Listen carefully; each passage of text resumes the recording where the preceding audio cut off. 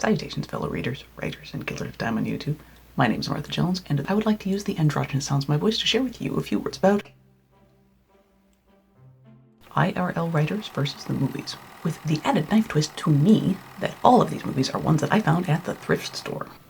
In other words, movies that were bought already and deemed unworthy by their previous owners. Ready? I'm not. Let's do it.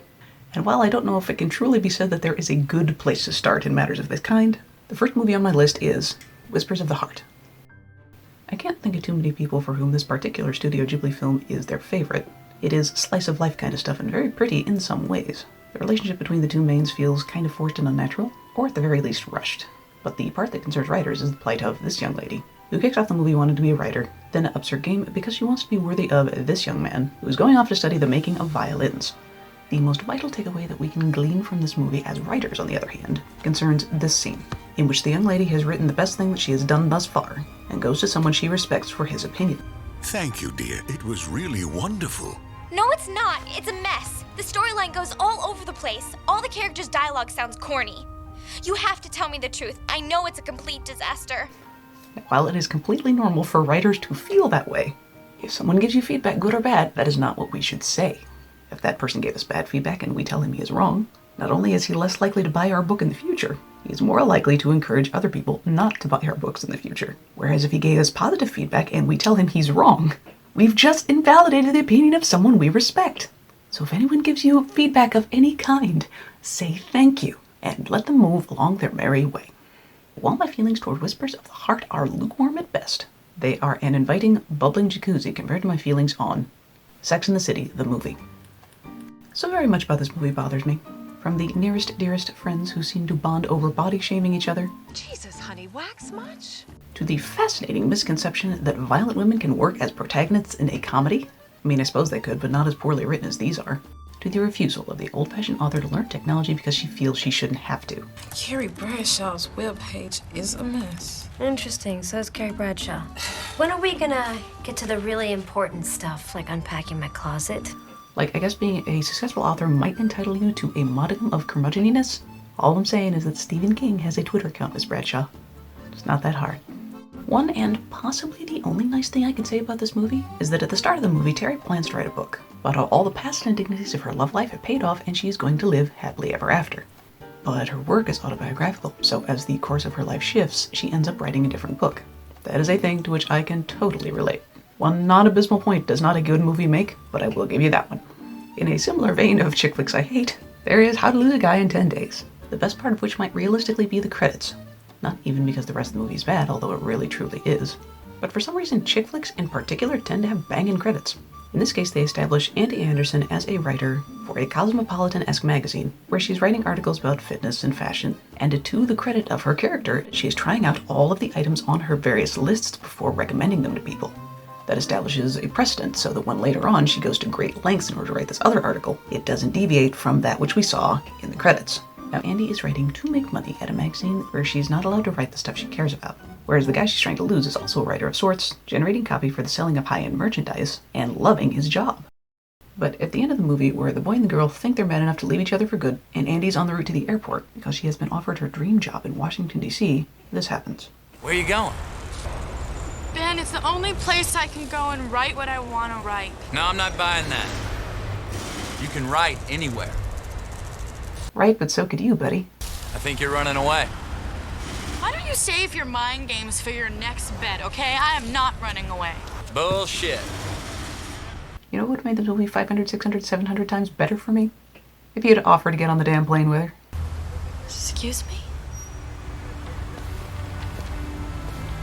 You heard me. All you had to do was say, fine, I'm coming with you. You can afford it. Your job is portable. Take the lady's luggage back to her place. She has alternate transportation. So the girl's dream job is treated as an excuse for leaving the boy. But the boy's job is never on the table because reasons? Poop on you, movie, and everything you stand for. And what makes it worse is there are comparable movies that do this so much better than you. Like, for instance, 27 Dresses. In the case of How to Lose a Guy in 10 Days, I had to watch that sucker twice because I hated it so very much I repressed the first viewing. 27 Dresses I also had to watch twice, but it was because I was invested in the story completely enough that I had to go back for the writer bits. And the premises are truly similar. One is working at a company trying to sell an outdoors lifestyle to people, and the other writing articles that he doesn't really care about. This is a real story. This is what I want to do. I need you covering weddings. But both leads are truly interesting adults. The games that are being played are not necessarily on purpose. The relationship is born of a writer getting truly emotionally invested in the subject of his story. Well, what about you? You don't have any needs? No, I don't. I'm Jesus. And persistent communication saves the day. Makers of chick flicks, dear makers of chick flicks, make movies as good as this one or don't waste my time.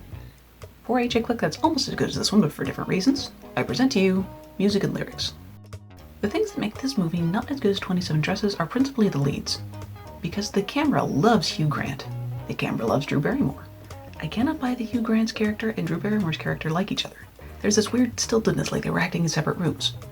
Lindsay Lohan had better chemistry with herself shot separately than these two seasoned actors. But the premise is endearing enough. Based on the behavior of the lyricists and the composers I've met over years, the antagonism between them in this movie seems real to me. Lyrics are important, they're just not as important as melody. I really don't think you get it. There's actually some loving heed paid to a brand that is aging as gracefully as can be expected. Dead. I'm dead. I'm finished. No, I'm finished. You're not dead. I'm gonna wind up doing bar mitzvahs. No, you're not. 13-year-old kids have no idea who you are. Well, that's good to know. And there are questions raised about when to stand up for your art and when to yield to the people who have money. Talk about pandering. I did not pander. I just told her exactly what she wanted to hear. That is a super personal question that a lot of artists have to answer at some point. And your answer will probably be different from that chosen by the movie. What would you sing about? Whatever gets me the job, really. Oh, that's inspiring. But it is a thing that is relatable to us as authors. Up next, Shakespeare in Love.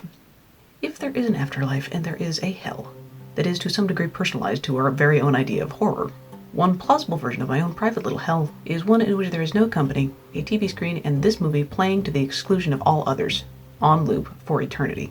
And the thing is, it should have been great. Jeffrey Rush is Jeffrey Rushing all over the place. Judi Dench is Judi Denching the snot out of the scenery. The costumes are beautiful. The subject matter is stuff that I happen to care about a lot. What's not to like? Well, I saw bubbies. This is a movie for people who think they like the Shakespeare aesthetic but don't actually like Shakespeare. The part of the movie that crystallizes this fact for me is this scene, in which this exchange occurs between Mr. Shakespeare and a creepy kid. I was in a play. They cut my head off in Titus Andronicus. When I write plays, they'll be like Titus. You admire it? I liked it when they cut heads off. Plenty of blood. That's the only writing. If you don't like blood, you don't like Titus Andronicus. Shakespeare people would know that. Non-Shakespeare people would be able to pick up by context cues, i.e. the rotten kid, the horrified expression on Mr. Shakespeare's face, and the feeding of the cute little mouse to the cat, that this is not the nicest kid. The movie makers just treated everybody like they're stupid. Later, there's this instance that sets me up for heartbreak, where Mr. Shakespeare is so overcome by lust for his lady love that he does not care that she is in boy mode. I realize I can't speak for trans people, let alone trans people 20 years ago. But when I saw this scene, I went, that is so neat! But to make sure you know there is no homo here, they have not one but two scenes in which Mr. Shakespeare assists her out of boy mode and unwraps her. Bubbies! And bubbies is apparently a word that could have been plausibly used in the Shakespeare era. The etymology is something like bubs to bubbies to boobies to boobs. Whatever, don't care. The point is, it shows that somebody did research for this sucker, which actually makes this more frustrating, not less. The plucky heroine wants to be an actor, right? Cool. She also wants to marry someone she loves as opposed to somebody horrible. I think this would have been a lot more interesting. The man she was supposed to marry was fine. Just maybe not as exciting as Mr. Shakespeare, but they made him out and out evil. But she would have been groomed from birth to know that this was going to happen. Yet she acts like it's a complete and utter surprise. To paraphrase Tom Baker in The Zany Adventures of Robin Hood, this is the Elizabethan century. Find a white dress. But it doesn't stop there. She, in boy mode for the first time, goes to see Mr. Shakespeare in her dad's clothes. Bright blue, old man clothes. But Mr. Shakespeare does not know that she is at one of the richest houses in town until he sees her go up to one of the richest houses in town. Only certain people wore bright blue, and she was wearing old man clothes. And the romantics among you might be saying, oh, but he was so overcome by the power with which she delivered her speech. Bullshit. Actors are paid to be superficial and notice things. And what about when she's running through the street? People who are wearing bright blue don't run. They have people to do that for them. You're telling me none of these people in the street noticed? The young man in blue running through the street to the richest house in town. People would have known that this boy was well off and probably in his dad's clothes.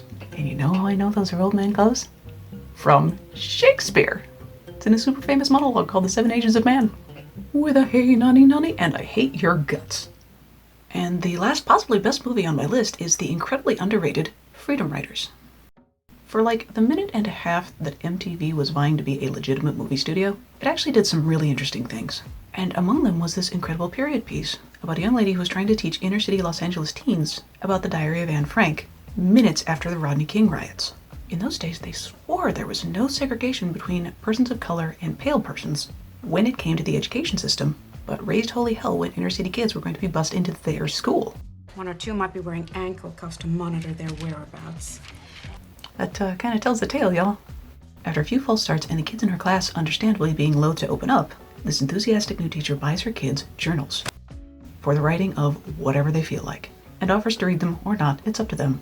But she gets to know them through their writing, figures out how to connect to them so they can learn, helps her kids fall in love with the Diary of Anne Frank so completely that they reach out to the lady who hid the Franks in her house, who was still alive at the time, and raised funds so they could talk to this amazing woman. Also, there exists in this movie possibly my favorite line in cinema. Still white, I see.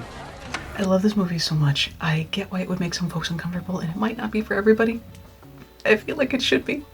As always, thank you for giving these videos a shot. I post whenever I can. Meantime, take it easy. Love you. Bye. Like my channel, buy my crap. Doo-dah, doo-dah. There's no time to take a nap. Oh, the doo-dah day. Hey! But to make sure you know there is no homo here, if the object of your affection absolutely positively has to know whether Shakespeare was heterosexual or not before he will go with you to the play, that person is not going to enjoy the play. Give your ticket to someone else. I will make myself available.